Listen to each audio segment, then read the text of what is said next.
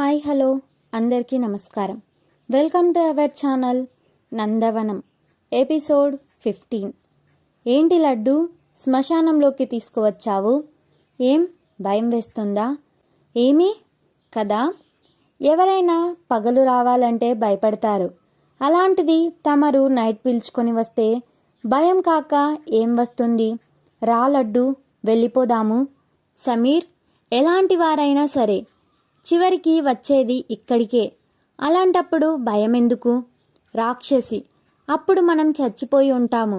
మనకు ఏం తెలుస్తుంది? నందు సమీర్ దగ్గరికి వచ్చి తన చేయి పట్టుకొని ఐ లవ్ యూ సమీర్ అని సిగ్గుపడుతుంది. నిద్ర లేపి మరీ తీసుకువస్తే రొమాంటిక్గా లవ్ ప్రపోజ్ చేస్తావు అనుకున్నా. నువ్వేంటే శ్మశానంలో చెప్తున్నావు? ప్రపంచంలో ఏ లవర్కి రాకూడని పరిస్థితి. ఇప్పుడు ముద్దు పెట్టనా అని దగ్గరికి వస్తుంది. అప్పుడే కుక్క ఏడుస్తున్నట్టు సౌండ్ వస్తుంది. నాకు అర్థమైంది. నేను మార్నింగ్ భయపెట్టాను. రివెంజ్ కదా? హహ, అర్థమైంది కదా. నందన, జాగ్రత్త, పద వెళ్ళిపోదాము. అప్పుడే అక్కడ కాలుతున్న శవం కనబడుతుంది. దెబ్బకి సమీర్ కళ్ళు తిరిగి పడిపోతాడు.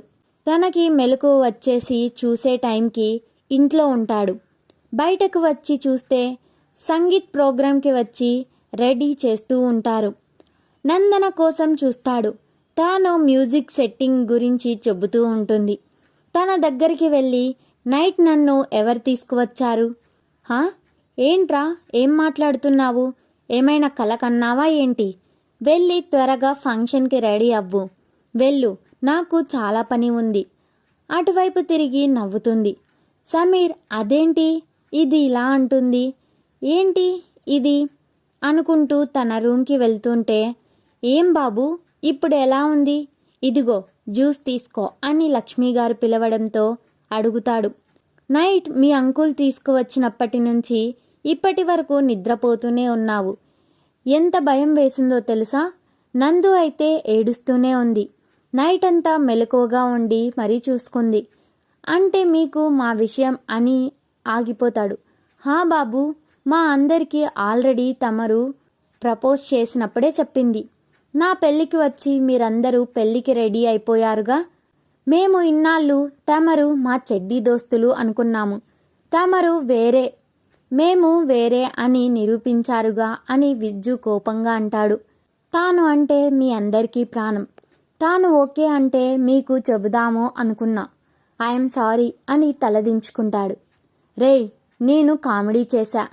నా చెల్లిని బాగా చూసుకో, అది చాలు. నువ్వంటే తనకు ప్రాణమని నైట్ మాకు తెలిసింది. డాక్టర్ వచ్చి ఏం పర్లేదు అని చెప్పేంతవరకు మామూలు మనిషి కాలేదురా. తాను దేవుడి దగ్గరికి వెళ్ళి చేతిలో కర్పూరంతో హారతి ఇచ్చింది, నీకు తగ్గిపోవాలని. నందన అంటే అంతేరా. నా అనుకుంటే ప్రాణం పోయేదాకా ఆ మాట మీదే ఉంటుంది. ఒకసారి నాది కాదు అనుకుంటే ప్రాణం పోయినా లెక్క చెయ్యదు. మా బామ్మ అనుకోకుండా తీర్థయాత్రలకు వెళ్ళింది. తాను రాగానే మేము మీ విషయం చెప్పి మ్యారేజ్ చేస్తాము. థ్యాంక్స్ విజ్జు అని సమీర్ హక్ చేసుకొని ఇప్పుడే వస్తాన్రా అని నందన దగ్గరకు వెళ్తాడు. అక్కడ వెడ్డింగ్ ప్లానర్తో చూడండి, మా అన్నయ్య ఎంట్రీ ఇవ్వగానే ఫ్లవర్స్ పడేలాగా చేసి ఈ సాంగ్ ప్లే చేయండి అని చెప్తూ ఉంటే సమీర్ వచ్చి వెనక నుండి హక్ చేసుకొని ఐ లవ్ యూ లడ్డు అంటూ ఉంటాడు. వెడ్డింగ్ ప్లానర్ నవ్వుకొని అక్కడ ఉన్న వాళ్లకు సైగ చేయడంతో వెడ్డింగ్ ప్లానర్ సహా అందరూ వెళ్ళిపోతారు. రేయ్, నీకేమైనా బుద్ధుందా? అలా అందరి ముందర హక్ చేసుకొని నా పరువు తీసి పడేశావు. కర్మ కర్మ అని మాట్లాడుతూ ఉంటే నందనను పట్టుకొని కిస్ చేస్తాడు. రేయ్, ఏంట్రా నీ ప్రేమ? మాటికి ముద్దు పెట్టి ప్రాణం తీస్తున్నావు. ఇంకోసారి పెట్టావంటే మూతి మీద వాత పెడతా. పర్లేదు, నువ్వే వాత పెట్టి మళ్ళీ నువ్వే ఆ నొప్పి రాకుండా ముద్దు కూడా ఇస్తావు. నాకు నీ ప్రేమ మీద ఉన్న నమ్మకం అలాంటిది. సారీ సమీర్, నాకు తెలీదు నువ్వు అంత భయపడతావు అని. ఇంకోసారి ఎప్పుడు చెయ్యను అని తనని హక్ చేసుకొని ఏడుస్తుంటే, హేయ్, నాకు ఈ నందన అంటే ఇష్టం ఉండదు. రౌడీ నందునే ఇష్టం. నేను ఆల్రెడీ చెప్పాను, నువ్వు ఏడిస్తే నేను ఏం చేస్తాను అని.